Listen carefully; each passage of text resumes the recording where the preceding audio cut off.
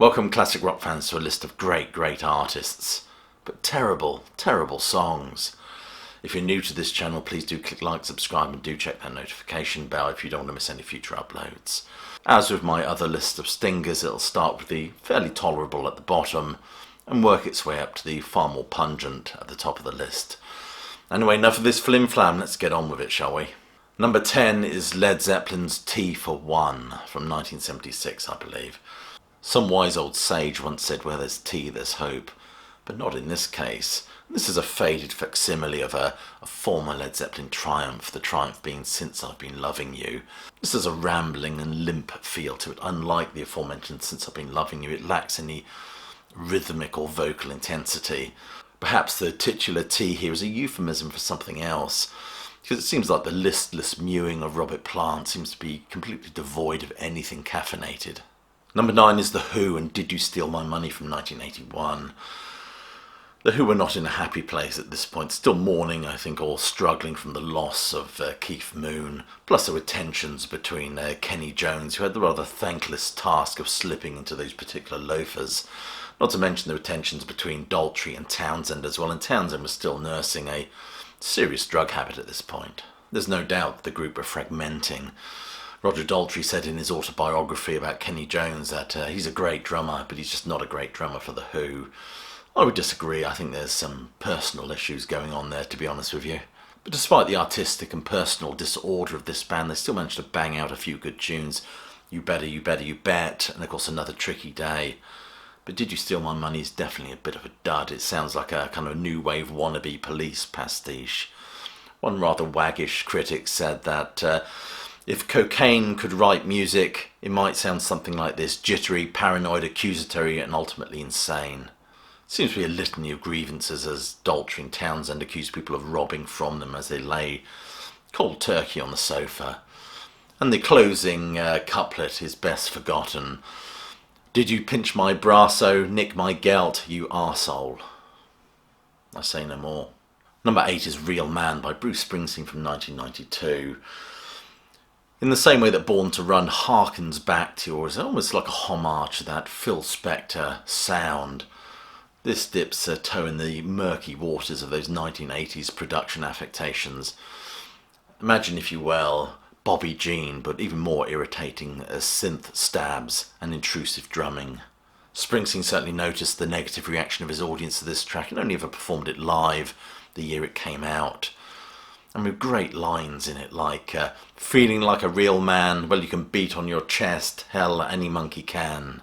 Number 7 is Wiggle Wiggle by Bob Dylan. Now Dylan is the type of artist that would have so many people gravitating just to exist for a moment within the orbit of his Bobness. And that included Elton John, Stevie Ray Vaughan, George Harrison, Bruce Hornsby. Even Slash added some guitar, I think, to this number. Although his guitar parts were later removed. When Slash inquired as to why they were removed, I think Bob said, it just sounds a little bit too Guns N' Roses. Wiggle Wiggle seems to be a song where Dylan seems to be very much in love with the phonics of the thing, the sound of the word, which labours under a few strained similes, like wiggle wiggle like a bowl of soup, wiggle wiggle like a rolling hoop. This is certainly not one of Bob's finest moments. Number 6 is We Are the Clash from 1985. The tinny guitars on this sounds less like a clash and more like a clatter, to be honest with you. This album's about as appealing as two dustbin lids being banged together in the early hours, and the doltish backing vocals don't help it, making it sound as if it was recorded in some vast cavernous hall. The title itself is a bit of a misnomer, downright fib really, as this is definitely not the Clash, which is very much down to Strummer's misguided thrust punkwards after Mick Jones had got the boot. And one can feel the vigour draining from Strummer's barbaric yop as he muddles his way through this number. And it's no wonder that he later disowned the song and the album Cut the Crap, as he decided to do just that, cut the crap and cut his losses. Number 5 is Pink Floyd's It Would Be So Nice, which I think came out in 1968. This right pen number is a perfect example of complete misdirection, and it does not come from a good place. It comes from a place of fear and trepidation as the band desperately try to cling on to the Barrett years, despite being utterly sidless.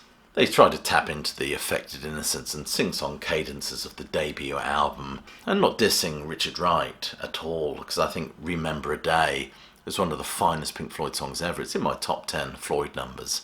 But this one reeks of desperation, there's no doubt about that. Before the band decided to give up trying to tap into that magic elixir that was Barrett, and kind of went on a journey, a spatial journey of sonic noodling. Kind of an apprenticeship that led them to the sonar ping of echoes via Atom Heart Mother, eventually to the ka-chinging cash registers and ticking clocks of their conceptual masterpiece from 1973. Number 4 is Chuck Berry and My Ding-a-Ling, which I think was from 1972. Aeschylus once said that be bold and boast like the cock beside the hen. Well, Chuck Berry seems to have taken that quite literally, as this song is certainly all cock and not much to boast about. It's a knob-scented stinker that had Mary Whitehouse worked up to a froth. But I think, tragically, this has got to number 1, which I think is his only number 1. The greatest rock and roller of all time had to top the charts with this kind of limp throwaway. I think it was originally cut as a novelty number by New Orleans music great Dave Bartholomew in 1952. Berry first overhauled the song as My Tambourine before introducing it to concert audiences as this kind of naughty rewrite. Apparently there's a longer version that's been kept zipped up for a number of years, which is over-engorged at about 11 minutes, I believe. Thank heavens for small mercies. Number 3 is Mother by The Police from 1983. Ralph Waldo Emerson said that enthusiasm is the mother of effort, but I don't detect much of either in this number. This is, of course, from the band's 5th and final studio album, Synchronicity.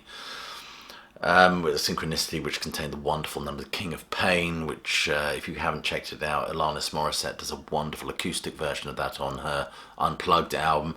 Also contained Every Breath You Take and Wrapped Around Your Finger.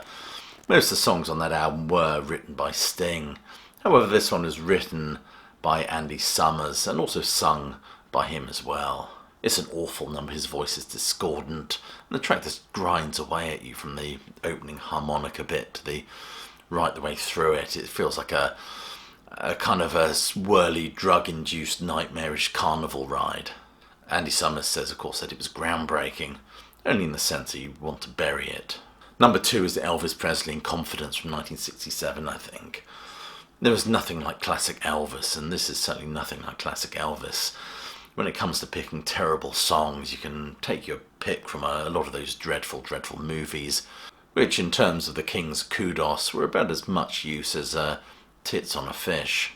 This number, however, is only for those with a strong stomach, and it seems to be a rewrite of High Hopes, which in itself makes it pretty unpalatable, about as desired as a deep cut from Ed Sheeran.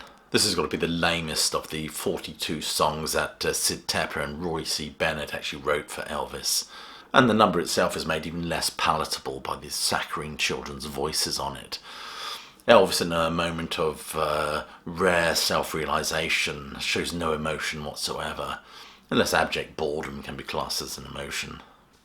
And number 1, the festering turd on this list is Brian Wilson's Smart Girls from 1991. This song with its rap styling certainly makes it a difficult listen, and it feels like a coup de grace in terms of the Beach Boys and Brian Wilson's reputation. This is even more galling that it's been created by the mind behind Pet Sounds, or the man that put the theremin in a number 1 single. Songs and tracks that not only inspired but pushed the Beatles towards Sgt. Pepper. But good lord, with this song, what a falling off was there. Lyrics like, I'm no different from the rest, I love hips and legs and breasts. Sounds like Brian's been on a visit to KFC. The caveat, or the point worth making, is Smart Girls comes from Brian's album Sweet Insanity, an album that was never technically released. Also, it was an album that was made while Brian was under the care of psychologist Eugene Landy. Wilson later said that he was just kidding with this one. It was just one big jape. Anyway, there you go. That's my list. Part 1 of terrible, terrible songs by great, great artists. If you enjoyed this video, please do consider sharing it. Do click like, subscribe, check that notification bell. I've already said that, of course. I'll just leave you with my closing salvo, which is hope you're well, staying safe, and of course that you keep listening.